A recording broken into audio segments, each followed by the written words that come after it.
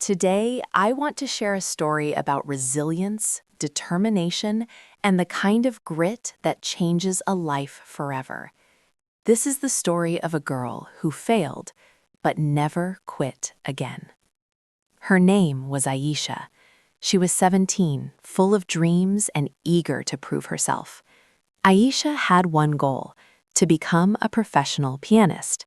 Music wasn't just a hobby for her, it was her heartbeat.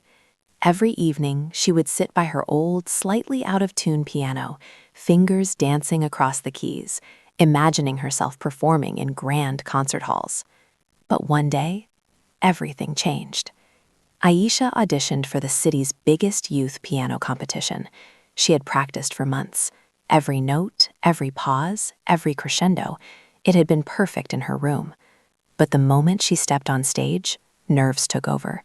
Her hand shook, she missed a key, and the melody she had practiced countless times turned into a jumble of wrong notes.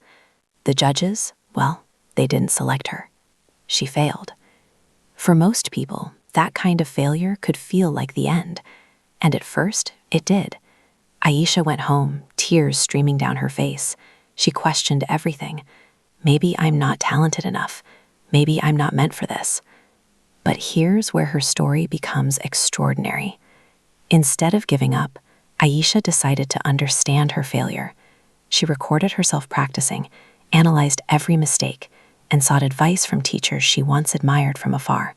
She didn't rush. She spent weeks rebuilding her confidence, learning not just to play the piano, but to play with herself, to trust her fingers, her heart, her instincts. And then, she auditioned again, not for anyone else, but for herself. Each note she played carried the story of her struggle, her late nights, her tears, and her courage. The judges this time, they were captivated, not just by her skill, but by her passion, her persistence. She won third place that day, but winning wasn't the point anymore.